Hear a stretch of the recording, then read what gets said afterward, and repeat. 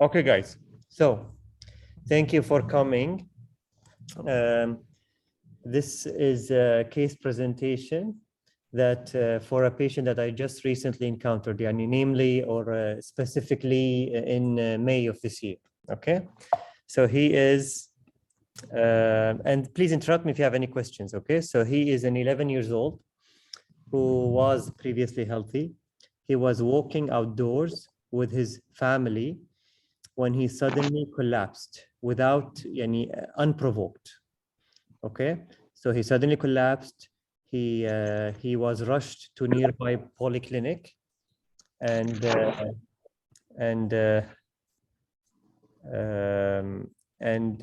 in less than 5 minutes by his mom, he was found pulseless. He had CPR for around 10 minutes. He was eventually shocked twice, and then he had return of spontaneous circulation. Okay, he thereafter he had irregular breathing and pulse. He was on oropharyngeal airway to protect his airways. His pupils were not very reactive. He was transferred to the local general hospital. This took around 40 minutes or 45 minutes after the shock. And then at the ER of that general hospital, he was found to be flaccid and unconscious. He was bradypneic and bradycardic. He was intubated, and he was acidotic with high lactates and high troponins. Okay, he as a result of his collapse, he had actually fissure fracture of his fifth metatarsal bone and upper lip cut. Okay, and his mom and dad are consanguineous. However, there's no family history. Okay, guys, and he has no obvious dysmorphic features or muscle weakness. Okay, so he was obviously transferred to the ICU. Thereafter, we were contacted. We had recommended to start lidocaine. However, he did develop VT twice on lidocaine. In retrospect, he was also given dopamine because he was bradycardic, like we said. He had, I'll show you all the ECGs in a second, okay? So don't worry, okay? He had frequent polymorphic PVCs. He also had an episode of accelerated junctional rhythm / slow SVT. He, because of his VT and ectopy, I did not think that lidocaine was very helpful. So I switched him to esmolol and later to propranolol, short-acting beta blocker. Because of his resting bradycardia, I did not want to be, I want to make sure he tolerates the short-acting beta blockers. He had abnormal and prolonged repolarization on his ECGs. I had recommended to optimize his magnesium. And initially, he had mild decrease in LV function. However, soon afterwards, it was normal, and he had no congenital heart disease. He had normal EEG, luckily, and brain MRI, and he has no obvious neurological insult. Okay, and he was extubated 4 days afterwards. Okay, again, this was in May of this year, it's just like 6-8 weeks ago. Okay, so this is his initial ECG. Please, Yani, if you have any comments, let me know. Yani, we have to be quick because we have like a couple of many ECGs and slides, but Yani, what is striking on this ECG, guys? Long QT. Hello. Yeah, everyone agrees there is definitely prolonged QT interval, right? Right, guys? Yeah? Okay. So the QT, yani, it extends all the way to the next P wave and definitely beyond the 50% of the RR interval. Definitely looks prolonged, okay? Just eyeballing it. I don't want you to measure it, okay? Okay. But mind you, this is post-arrest, okay? He then, he had repeated ECGs, like we said, of course. He was noted to have the ectopy, like we said. This ectopy, for example, had a negative QRS complex in AVF, negative QRS complex in lead 2. So it's coming from below, going up. So it's superiorly directed ectopy. It's probably coming from the left ventricle. Anyway, so it's an ectopy that's coming from below, not from the outflow tract, which is usually not a benign PVC. This is his X-rich junctional rhythm, ECG. And then he had, these are his VT runs. It's not it's a narrowish complex VT, but clearly it's VT. There is AV dissociation. There's positive R or R, predominant R in AVR. Axis is definitely atypical for aberrancy. Plus he has maybe capture beats or just bidirectional or polymorphic complexes. This is positive, this is negative, this is positive, this positive is different than this positive. So is it fusion? Is it capture beats with VT? It's difficult to tell, but it's definitely, there is definitely VT component here. Okay, agree, guys? Yes. Okay. And this is another example of negative QRS in lead 2 and positive QRS in lead or equiphasent QRS in lead 2.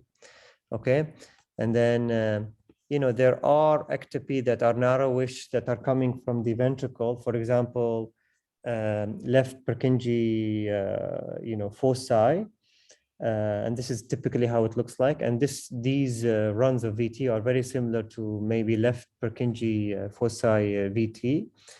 But remember that his sinus QRS is very narrow. It's like 40, 60 milliseconds. So it's very narrow sinus QRS, and this is definitely wider.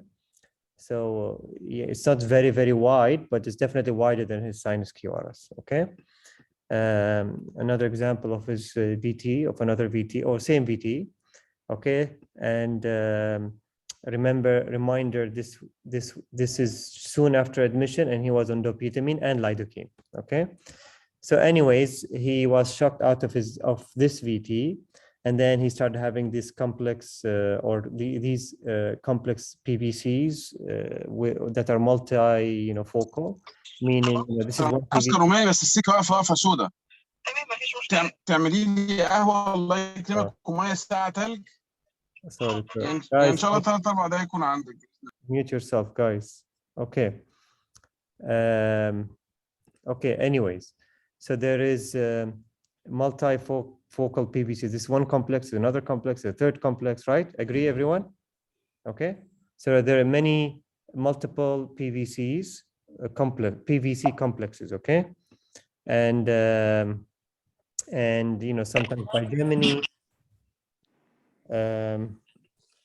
Okay, another example by Gemini. Okay, and this is triplets with bidirectionality. Okay, questions so far, guys? I'm going through the ECGs really fast because we have so many ECGs. Okay, questions so far? Yes. Okay. More PVC examples, and by the way, they are very different. I mean, there are so many different PVC morphologies. Okay. Sometimes they are short coupled, meaning it's like the interval between the sinus beat and the PVC. And for example, here is like maybe 280 milliseconds, which is considered short coupling interval. So sometimes they are long, not very short coupled. Sometimes they are short coupled PVCs, which might be significant. I'll speak about this later. Okay. And then here is an example when an ECG without PVCs. I noted that when we start to switch them to beta blockers, the PVC burden came down, but definitely abnormal repolarization again. And then here you see the QT is really long and negative, abnormal, and changing. Like for example, like we said, this ECG, the T waves were more flat, and this ECG, for example, here the T waves are more negative. You see my pointer, right? Yes. Okay. Okay.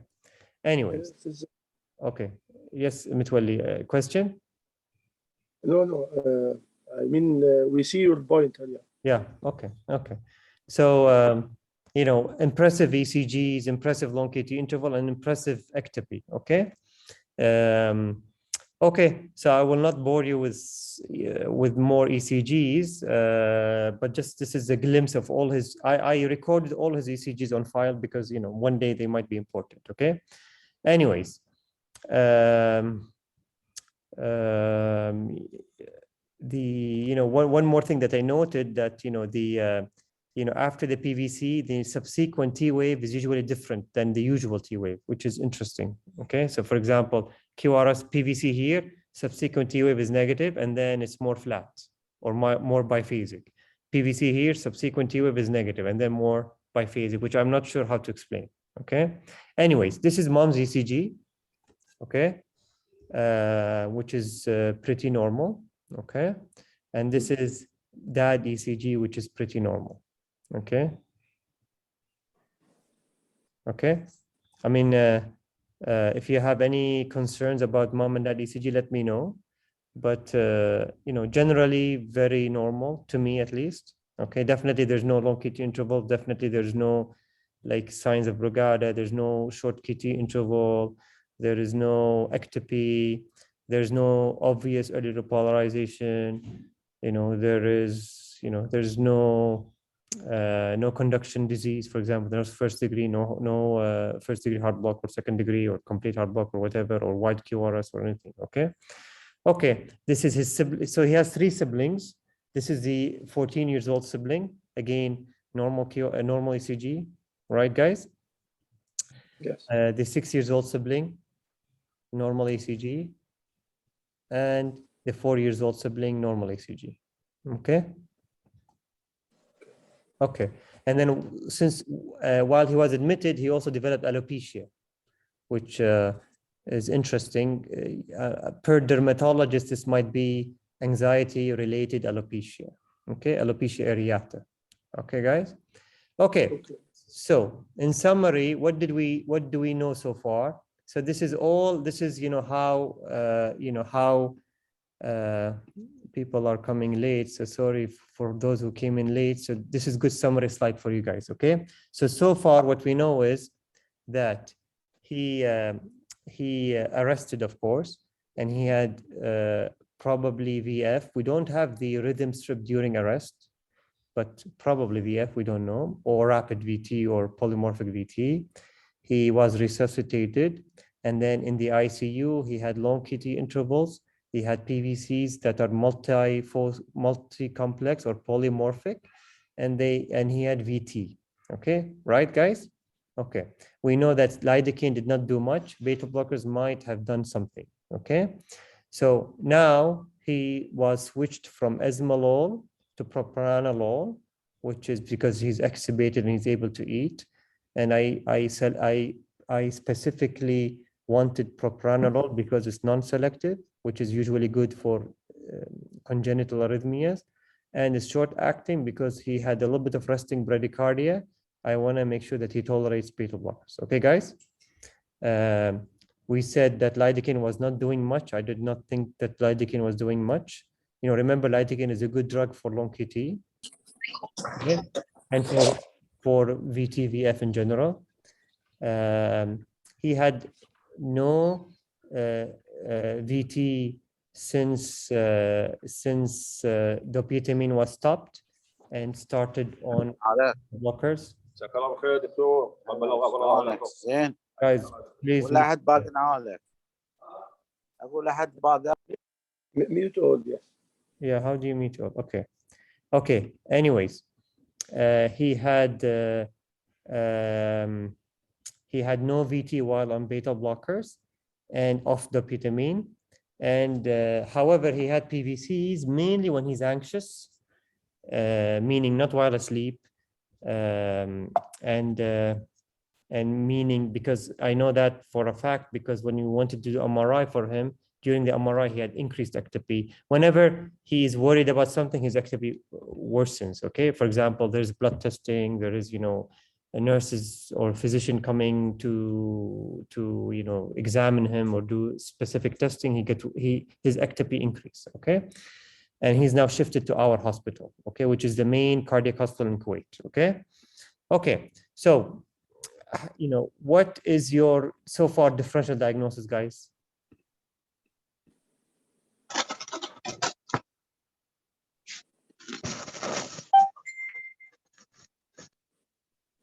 Oh, guys. Dr. Ubaida, feel free to talk, huh? You're probably experienced. Mitwalli, what do you think? And rather than prolonged QT. Okay. So obviously, prolonged QT might be one differential. You know, Yes. long QT syndrome typically is not associated with resting PVCs or anxiety PVCs, and it's not associated with, you know, the VT that we saw. I mean, it usually you know, the patients might have one single ectopy and then they go into VF or torsades. But, you know, VT per se, PVCs and multifocal PVCs are not very typical for long QT syndrome. Okay. So maybe yes, catecholamine polymorphic ventricular tachycardia. Yeah, I mean, excellent. So this is one other differential, because we know that dopamine was not, you know, might have triggered his VT. We know that his arrest was during some activity. We know that his PVC burden increases when he's anxious. And we know that beta blockers did something. And we know that he has normal heart. So CPVT is a very good differential diagnosis, right? And then we saw this bidirectional ectopy at least a couple of times, right? And we had Yes. we did talk about CPVT in the past. So you know, I will review the CPVT in a little bit, but I hope that people do remember what is CPVT. Okay, so excellent. So you know, furthermore, you know, I'm thinking, you know, obviously it's a complex case, very unusual. So I'm thinking it might be autosomal recessive because mom and dad are consanguineous and they have normal ECGs and there's not much family history. So maybe it's an autosomal recessive disease. So it skips generation and so forth, you know, or maybe it's de novo because he's the only so far member of the family that we know that has a disease, right? Yes. So you know, either autosomal recessive or de novo, we're not sure yet. We will know in a little bit, but also I cannot perform a proper stress test because he had this fractured foot. Okay, however, I was able to do it just 2 weeks ago, 3 weeks ago. So I think, you know, in my mind, I was thinking he has this overlap phenotype, meaning he does have long QT interval. However, it's post-arrest. But, you know, even a month after the arrest, 6 weeks after the arrest, the QT interval remains long. So maybe it's not very post-arrest related. And like we said, however, like I said, the ectopy, the VT is not very typical for long QT syndrome, you know, except maybe there is something called Anderson-Tawil or long QT type 7, in which there is long QT intervals plus PVCs, okay? But they usually don't arrest, you know, usually Anderson-Tawil syndrome patient, they are usually do not present with cardiac arrest, okay? Anyways, his cardiac arrest was happening while he's active, okay? We said that dopamine might be triggering his VT. We said that anxiety might also definitely was an obvious trigger for his PVCs. So then I'm thinking CPVT. Okay. So now I'm thinking it's a long QT syndrome patient plus CPVT patient, which is very unusual. Okay. So, but before going into this, you know, I remind you, we did talk about long QT before. We did talk about CPVT before. So I will not repeat myself. Please, Yani, feel free to check the YouTube channel and the presentation that we posted in the YouTube channel. Okay. For those who did not attend the long QT and CPVT talks, these are the talks, okay? Okay, but just to refresh your memory, in order to diagnose long QT syndrome, you know, there is a criteria or recommendation to diagnose it. You know, there is something called Schwartz score that you need, that if the patient's Schwartz score is more than 3.5, then you might diagnose long QT syndrome. And this is how you score specific points on the Schwartz score, okay? Or if you have a pathogenic mutation in one of the long QT genes, then you are you know, you are indeed a long QT syndrome patient.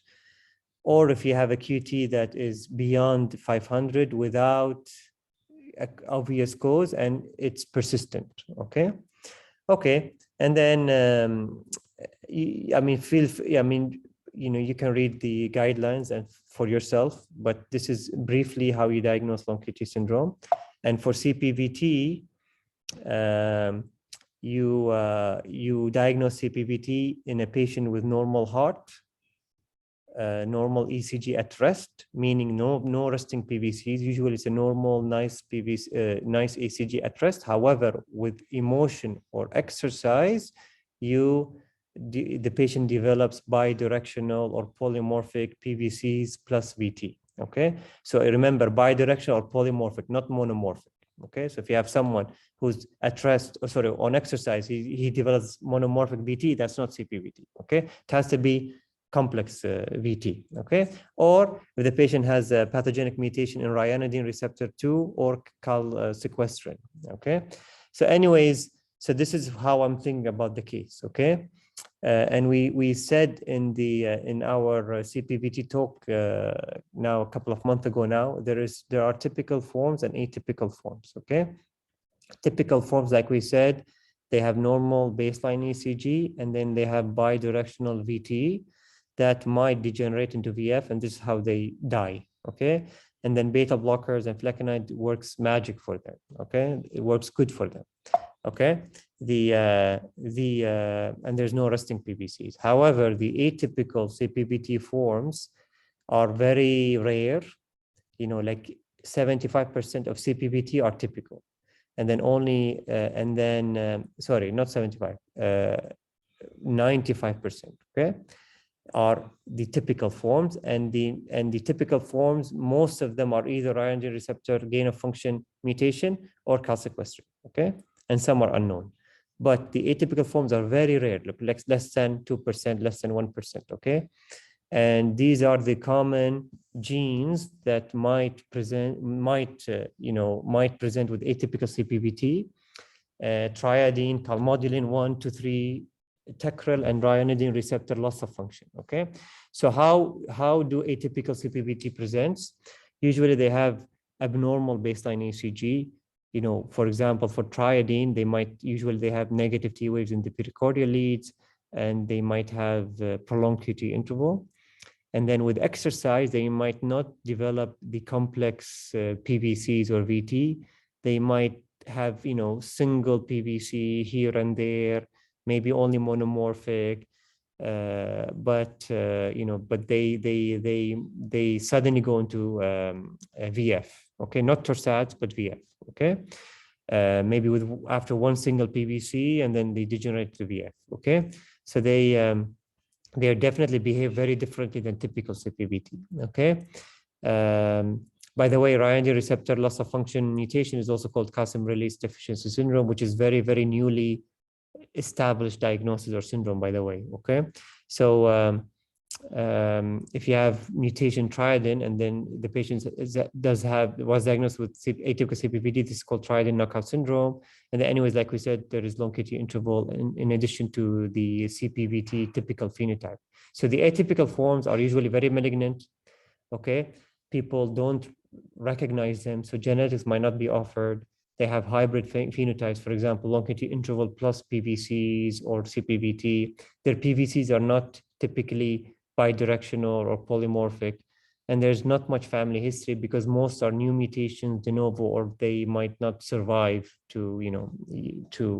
it's very malignant. So so you don't have multiple family members that are sick at the time. Okay, and then response to treatment is questionable.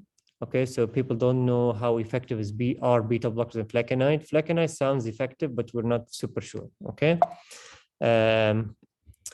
So now the differential diagnosis in our mind is, so this patient presented with probably tachyarrhythmia and cardiac arrest, and he doesn't have cardiomyopathy or congenital heart disease, right?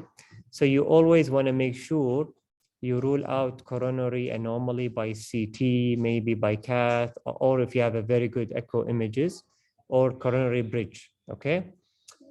Obviously, myocarditis, you want to make sure you want to rule out myocarditis. There is no commotio cordis history, like there's no blunt trauma into the chest.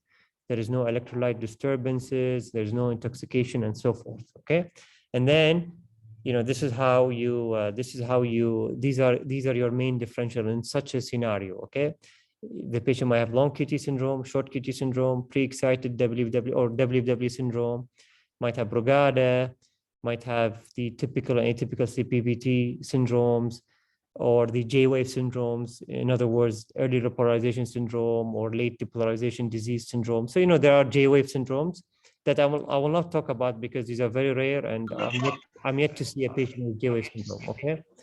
I don't know. And then, or you might have a very short coupled PVCs or Purkinje origin ectopy that fall on the T wave and then induces VF, okay? Or if the patient has none of these, there is a subset of patients that are truly idiopathic VT-VF, meaning we really don't know why did they develop VT or VF, okay? Why did they arrest, okay? This is an example of a patient with long QT syndrome with a PVC on a T wave or on the U wave, and then degenerates into torsades. And this is an example of AFib with WW that degenerates into VF. And then this is an example of very short coupled PVC. This is sinus beat. This is a PVC that came in super early on the T wave, and then that induces VF. Okay. So in this case specifically, we said that there is a phenotype. The phenotype is suggestive of CPVT and long QT. Like we said, there are specific genes that might cause both in one individual, okay, or in one family, okay? So TECRL related inherited arrhythmias are usually autosomal recessive, and patients might have CPVT plus long QT phenotypes. Triad-Nakas syndrome, which is also autosomal recessive, patient might have both. And calmodulin related arrhythmias are autosomal dominant. So again, like we said, this patient, we are thinking more it's autosomal recessive disease. And Anderson-Tawil syndrome, which is also autosomal dominant. The initial three are, it's a calcium, it's an issue with the calcium storage and release. And Anderson-Tawil is a potassium channel disease, okay? Okay, so now we have this patient in our hospital, and we're thinking about all these differential diagnoses. We did EP study, thinking, let's see how easy, thinking for V-stim, plus thinking maybe we can map the PVCs and see whether we can get rid of them, or we can induce the possible SVT that we saw, or we might induce the VT that we saw. Okay, so we did document dual AV node physiology, which is normal. However, there was no AVNRT, no SVT was induced even with isoprel or isoproterenol.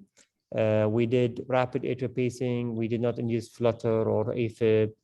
However, when we did V-stim before we gave isoprel, he easily went into polymorphic VT and was pulseless and required shock. And this we were able to induce the polymorphic VT twice on him, okay? And his QT was very long during the case, especially after isoprel, okay? He remember, we tried to do cardiac MRI multiple times. When he's not intubated, he had so much PVCs that the MRI we were unable to perform the MRI because of so much ectopy. So we decided to intubate him for the MRI and the EP study. So when we intubated him, he had 0 ectopy during the MRI, okay? Again, so sedation really decreased the burden of the PVC for him.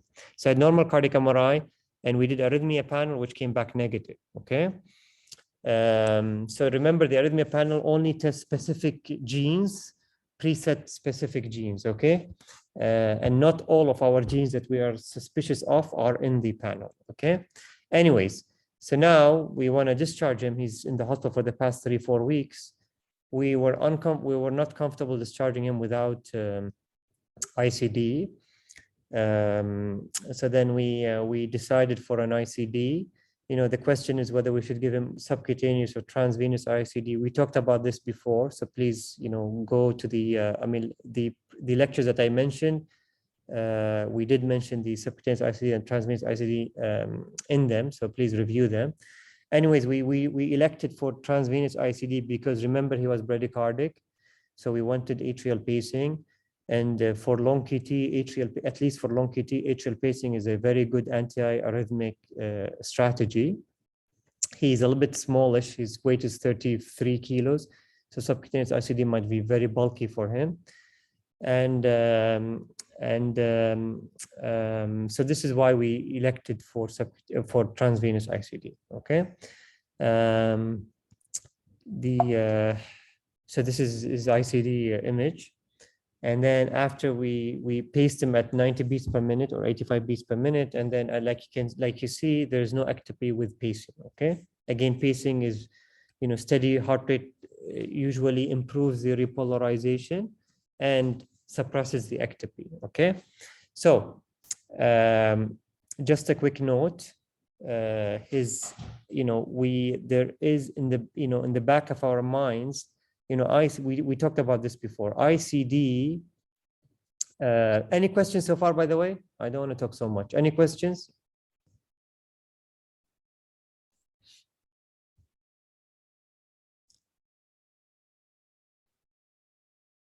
No?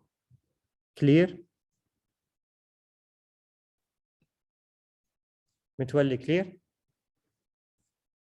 Yes, it's clear. Okay. So, we talked about this before in the CPVT talk. ICD might be an anxiety-provoking, machine or equipment that, because remember, the patient knows that there's an ICD on him, knows that he might get an shock at any point in time, and this might be just anxiety-provoking and might stimulate his arrhythmia for CPVT. Okay, so people usually worry about ICD in the setting for CPVT, and plus furthermore, if say the ICD inappropriately shocked the patient, so the patient now he's nervous and he's in pain because of that inappropriate shock, this might trigger VT, VF for that patient. Okay, so ICD is not benign therapy. Okay.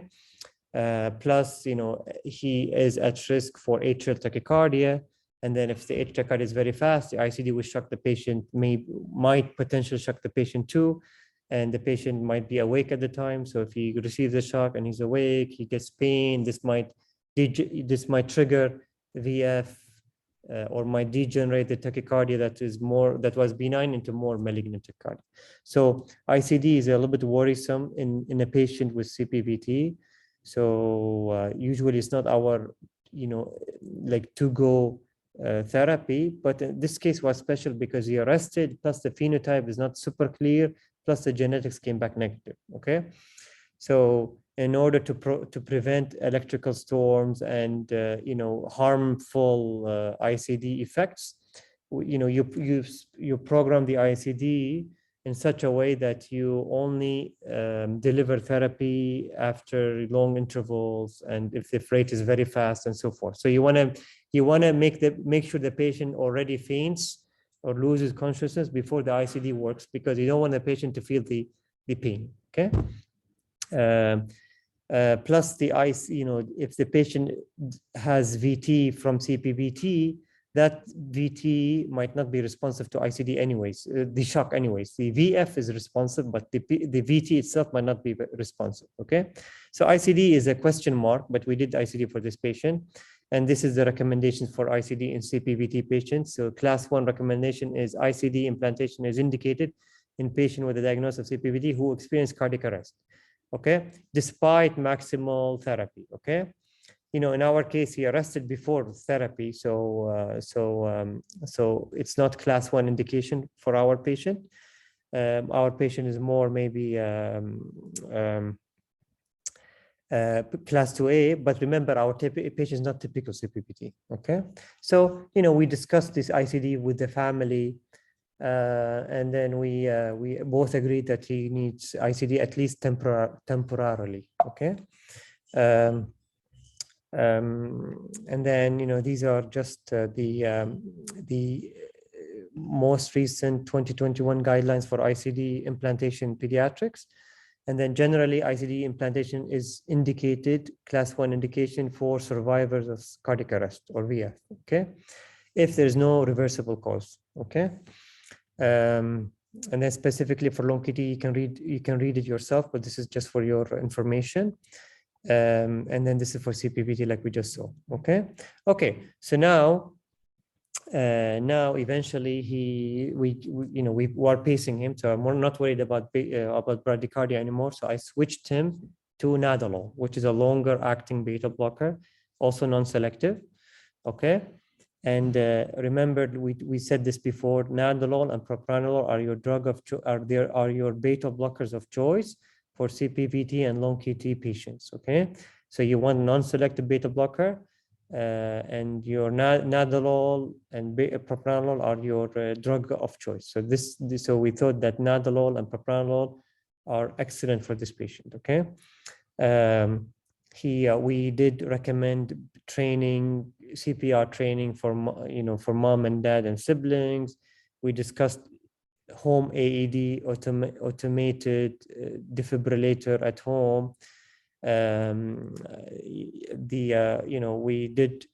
We told the family that compliance is very important, and then we discharge him to come back for a stress test. Okay, questions so far?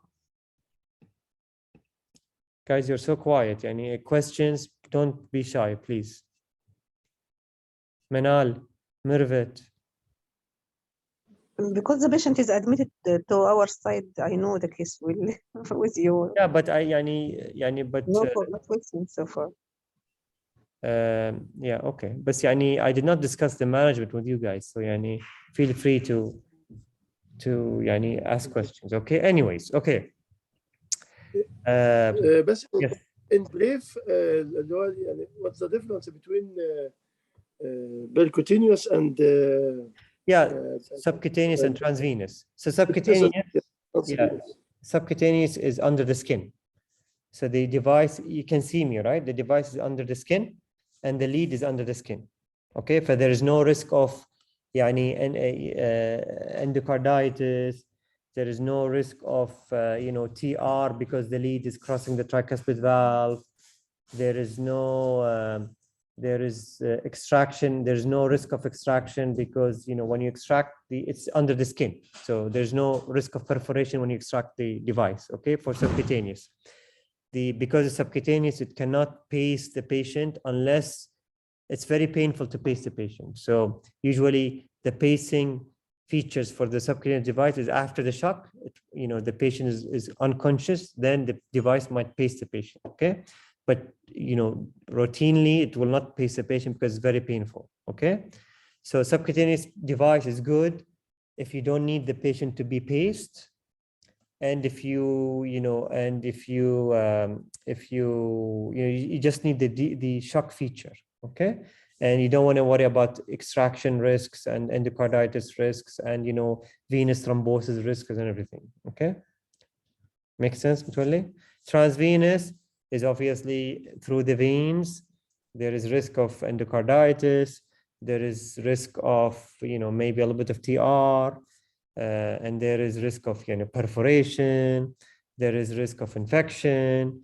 There is and then if it fractured, if you want to extract the lead, it's very difficult to extract the lead, especially if it's long-term lead. Okay, and you might perforate the innominate vein or the SVC or the right atrium during extraction. The patient might die from that. Okay, complication. Okay, so subcutaneous ICD is less risky compared to transvenous, but transvenous has more features. Make sense? Yes. Okay, we don't do so much subcutaneous because it's a very big device. I mean, Usually people do it after 45 kilos and above, but there are case reports of people doing subcutaneous even in infants, okay? But it's a very big device, okay? So, Yes. okay, versus the transvenous, is much smaller, okay? Anyways, so this is the patient stress test. Now he's able to run, okay? He's being paced, obviously, okay? At, like we said, 90 beats per minute, okay? So, exercise started, he's up to 120. Remember, the pacemaker doesn't do much. If the heart rate went up, the pacemaker just senses the atria, okay? The pacemaker only paces when the heart is going below 90. If it's above 90, it doesn't do anything, okay? So he's going above, 90. Now he's at 127 beats per minute. The technician did not, the lead placements are not great because when the patient is moving, the leads shake. So you have to really, secure the leads so well. But, unfortunately, they were not very secured. But anyways, you definitely see this is his usual sinus QRSs, and you definitely see a different morphology. You see one PVC maybe, right? And then he's at 131 beats per minute. You see, PVCs, right? You start seeing ectopy, right? You agree, guys? Yes. Okay, look at this. So this is sinus QRSs. This is one PVC that's upright, another PVC that's downgoing. Okay, so he started to develop ectopy with exercise, which is a sign of CPVT, and the ectopy is bidirectional, is polymorphic. Okay. Now his heart is 148, and by the way, he was on 40 milligrams of nadolol. His weight is 35, so he's on a 1 per kilo dose of nadolol already, but he easily went to 150 beats per minute. So he was not very beta blocked. But the problem is, when he came to the stress test, he took his nadolol at 3 p.m. and the stress test was at 10 a.m. or something. So it was the stress test was done at the trough level of the nadolol, probably. Okay. Anyways, so again, couplets here, right? Positive positive, negative PVC, positive PVC, couplets, and more, again, triplets here actually. Okay.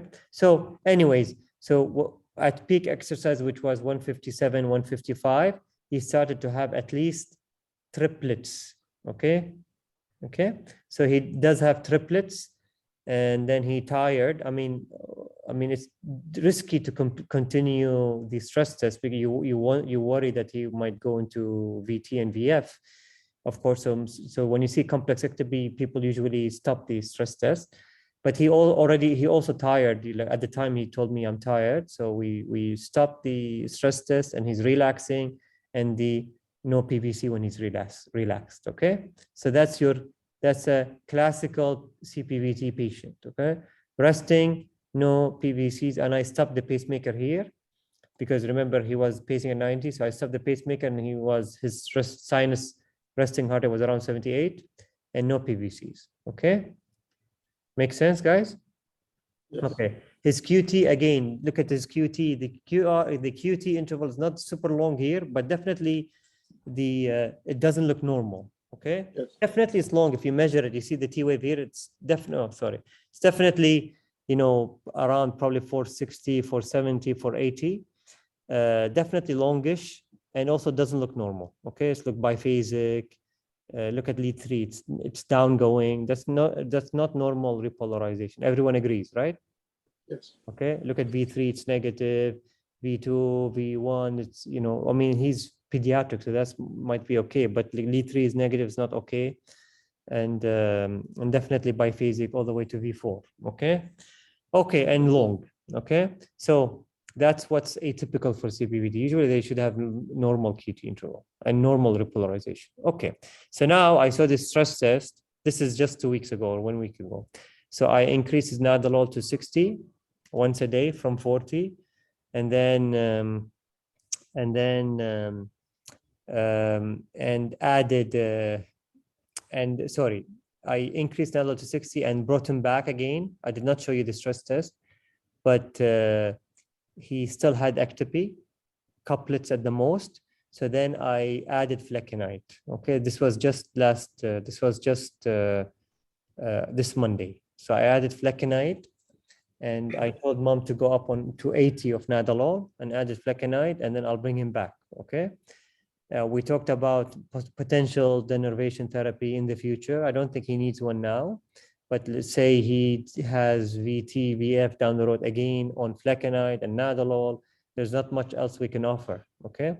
So denervation therapy might be an option, or sympathectomy. Again, we stressed the BLS training, the compliance, and he is very compliant. And then I did, remember the arrhythmia panel was negative, so I ordered whole exome sequencing. You guys know what's whole exome sequencing? It's yeah. So like we said, the arrhythmia panel, it depending on the company, there is usually 60, 70, 80 genes that they look for, depending on the company, for arrhythmias, known common genes for arrhythmias. Okay, the whole exome looks at each and every almost gene. Okay, so it's just as if it's a more detailed genetic testing. Okay, remember we said calmodulin, triadin, KCNJ2, and TECRL are our differential diagnosis. Calmodulin, calmodulin, and KCNJ2 are already in the panel, so they are truly negative. TECRL is not in the panel. It's a rare disease. Okay, it's a rare, genetic disease. So maybe he's a TECRL patient, and maybe whole exome sequencing would identify that mutation. So we will know in a month time. Okay, we don't do whole exome sequencing right at the beginning because it's more expensive and it's more time consuming and takes longer, and then it might be, and then you're testing so many things, it might be confusing. Okay, so the usual steps are you do arrhythmia panel, and then if it's negative and you are really sure that there is some genetic disease, you upgrade your testing into whole exome sequencing, and then there is further upgrade that you can do. Okay, plus there is this CPVT registry that we already are enrolling patients, and you see where is our beautiful name here. So we already have patients in the registry, not this patient, different patients, and this patient might be a candidate or eligible to be enrolled in that study. Okay. Okay. So just to summarize, when just to summarize,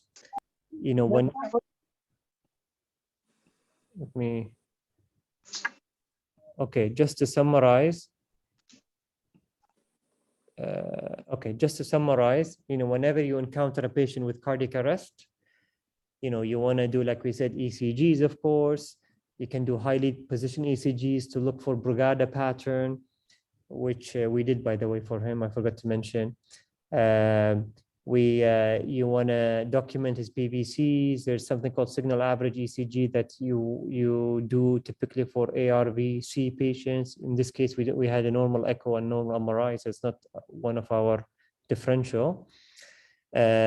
You want to do exercise tests. There's something called provocative or pharmacological testing, meaning you give drugs and you see how the ECG react to a specific drug, and this might be diagnostic of a specific, channelopathy or inherited arrhythmia disease. Okay, you want to do MRI, of course, usually before ICD, because ICD, there is artifacts plus,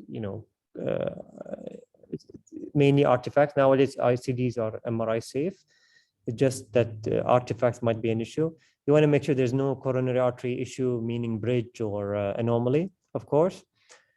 And then you think about all these differential. Okay, then obviously you might want to do EP study again. To some people do mapping of the endocardium and the epicardium and see whether there's any abnormal voltages in a specific area of the ventricle that might be where the VT is coming from. Okay, You want to do genetic testing, you want to do family evaluation, and so forth. Okay, so it's a really difficult patients to manage and diagnose and so forth. Okay, and then this is an example of provocative testing or stimulation testing. That, for example, this patient, when this patient had apparently, resting ECG, QT ECG, that was fine, but when he was given isoproterenol, he developed T-wave alternance and prolonged QT, for example. This patient, early repolarization pattern was exaggerated with Valsalva. This patient developed astigmatism with isoproterenol. So, sometimes you want to do specific drugs to manifest a specific disease. You might want to give flecainide to enhance Brugada ECG and so forth, okay? Or agmaline or procainamide and so forth, okay? So there are specific drugs that you might want to give the patient to rule in or rule out a specific differential diagnosis in mind, okay? And ECG usually, with ECG only, you might be able to diagnose Brugada or J-wave syndrome or a long QT syndrome or CPVT, exercise ECG, short QT syndrome, early repolarization, PVCs and Purkinje PVCs and so forth.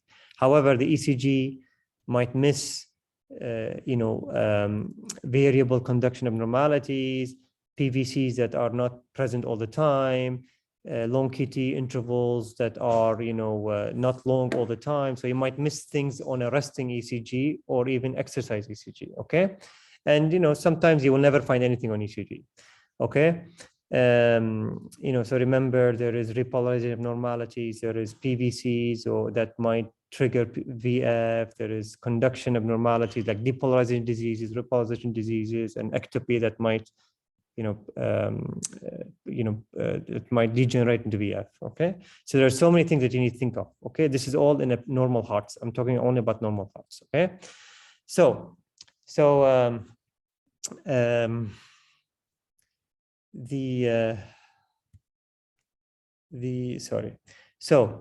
we talked about whole exome sequencing. So I will skip this slide. So this is what we did for the patient, and we're waiting for the results, okay? So whoever want to know the results of the whole exome sequencing, please let me know in a month's time, and I'll let you know. Okay, and then let's say the whole exome sequencing is negative, then there's another step that we might think about is to send his labs or his DNA into a research lab, which we did in the past. And though there are specific research labs that might do whole genome sequencing, not just exome. Exome means the DNA, the specific DNA material that encodes for proteins, okay? And genome is the entire DNA, okay? So with whole exome sequencing, we're as if we are assessing the entire DNA that is responsible for making proteins, okay? But whole genome is like everything in addition to the exomes, okay? So this might be our next step if the whole exome sequencing came back negative, because he definitely have something genetic, because I'll let you why in a second. So we're almost done, okay? So when he came on Monday, I told him to come with mom and dad and his siblings. He has, like we said, he has like a 3 and a 5 years old siblings that are not very cooperative. So I could not do stress tests. This is the stress test of his 14 years old brother who had a normal resting ECG and is asymptomatic. Okay, so look at his stress test. ECG. So his resting heart is 85 beats per minute. Okay. Any issues that you can see? Any worrisome, signs on his ECG?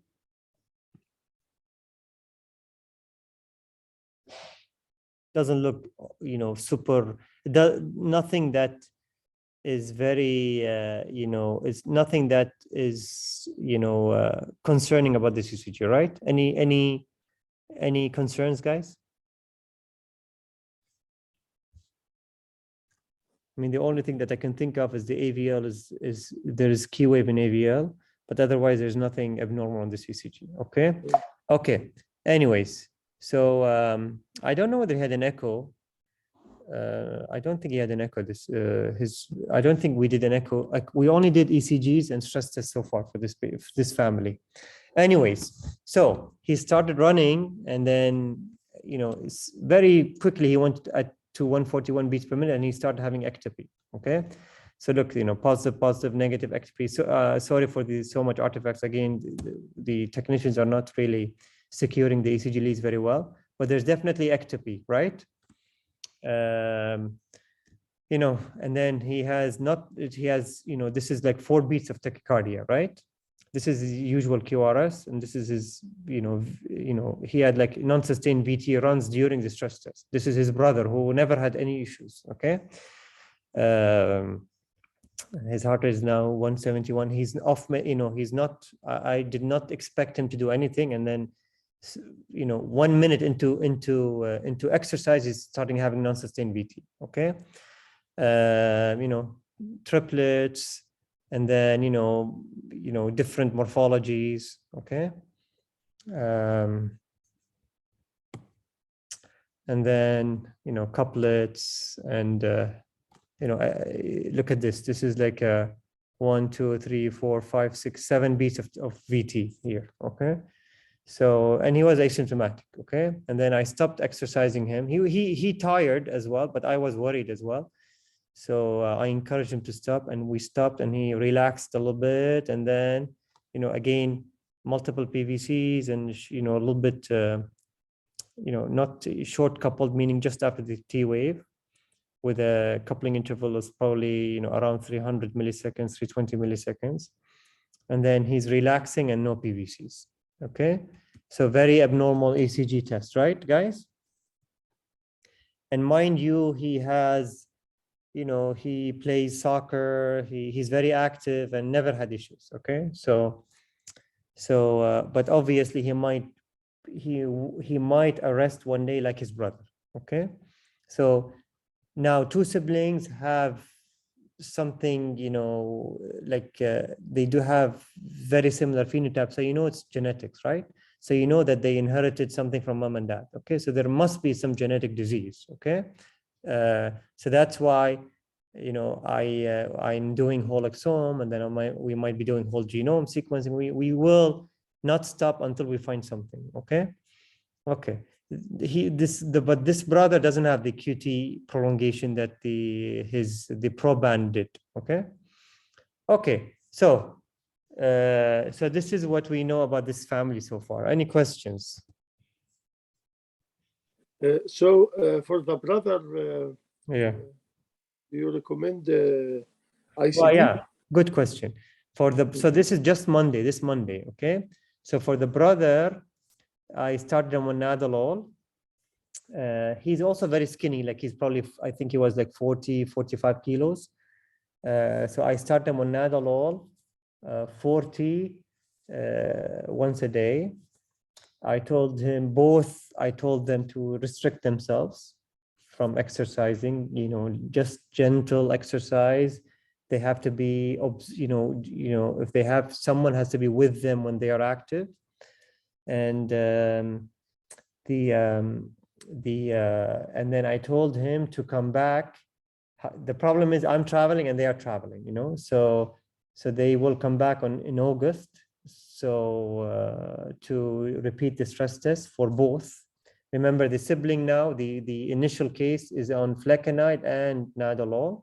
So I hope that flecainide did something, so that I'm hopeful that the stress test for the proband or the guy that arrested is clean. I mean, I don't mind single PVCs, but I don't want to see ectopy, like bidirectional and complex ectopy. So and then this sibling, I will maybe increase nadolol if there is more, or add flecainide. If the response to flecainide is great for his brother, maybe I will add flecainide for him quickly, because probably they will be the same. Okay. Now the question is, does he need an ICD? I mean, the brother arrested. So this one is asymptomatic, so I don't know whether he needs an ICD now. We'll just maybe implant loop recorder and restrict him a little bit, and make sure he takes see what he does on flecainide and nadolol. Say his stress test is not good on both, on high dosages, then we will probably think of denervation therapy or ICD. And for him, maybe he can get the subcutaneous one because it's a little bit bigger, plus he's not bradycardic unless he gets bradycardic with beta blockers. Make sense? But I also told them to avoid QT prolonging drugs as well, using the crediblemeds.org website and app, and I taught Dad how to use it. And there's not much else we can do so far. Okay. Probably it's an autosomal recessive disease, and I also hope that they have two other siblings that are young, so I also gave them halters for everyone, and even for mom and dad, because their stress, mom and dad stress tests, by the way, were negative, were normal. Okay, so mom and dad, they had zero. Dad had one single ectopy at rest. Otherwise, during stress test, had peak exercise, there was no ectopy. Mom had zero ectopy. So that's why I'm thinking more autosomal recessive, because mom and dad, their ECGs are very normal, but their kids are not. Okay, so it's not, if it's autosomal dominant, you would expect mom and dad to manifest the disease. Okay, so I'm thinking it's more autosomal recessive, and it's probably homozygous for these two. That's why they are not probably, I'm thinking it's autosomal recessive, and these two individuals at least are homozygous for that mutation, hence they have the manifestation of the disease. The younger two, I don't know, they had normal resting ECGs. During the halter, I advise them to be active and see what we can see. Make sense, Mitwalli? Yes. Yeah. I thought it was a good case. I learned a lot from that case. You guys don't see such cases so much, so I figured it's good to share. So the key to exercise all the family. Well, I exercised already mom and dad and the two siblings, and the younger two siblings are very young. They are only 3 and 5, so they cannot exercise. After some time, yes. Yeah, so then we, whenever we diagnose a specific gene, we will then screen the rest of the, we screen mom and dad, and we imagine that they will both have it, and then we will screen the rest of the family. It will be, extensive screening, but this is we cannot do that unless we identify the gene. If we don't identify any gene, then I will recommend the family to do stress tests. But there are many family members in this family, so how many stress tests are you going to do? It will be very tricky, because I probably would recommend whoever the consanguineous couples to screen their kids, maybe, but otherwise it will be very big. It's probably a big family, so makes sense. And it's autosomal recessive, probably. Yes. Yes. Yeah. Okay. The rest of the audience are very quiet, so either wasn't super entertaining or very confusing or very easy. I don't know. I hope it's very easy. It is sad to know that the other child is also having the symptom. I know. I was surprised. But And good to diagnose. The family were not very happy. Yeah. Yeah, good to diagnose, because it is not very. Yeah, I told them, it's good that the proband at least survived the arrest. So now he's good. He's on treatment. Hopefully he doesn't get anything bad thereafter. Now the brother, we identified, now we are careful about him. He's on drugs. He's restricting himself. So, and statistically, it's very difficult to have, homozygous mutation for all your kids. Hopefully the younger two will be fine. Hopefully, So but no history of sudden death. No history. Again, if it's autosomal recessive, it's difficult to manifest the disease. Because autosomal recessive, so you need consanguineous marriages and homozygous, mutations. So maybe that's why. Okay.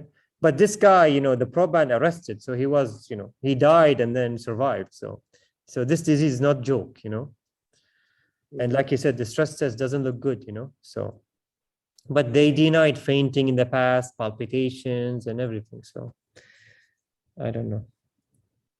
It's a very rare disease, very interesting, and you have, please, in order to understand it better, you have to review the CPPT talk and long QT talk that we gave previously. Yes. Shema, are you listening to us? Dr. Shema? I don't know, Dr. Shema, she doesn't know about it. Yeah, on call. I put the link for YouTube channel Yeah. in the chat. Yeah, for The Dr. chat. Shema, she wasn't there at the time. So if you're interested, Hello, Dr. yeah. شو دكتورة?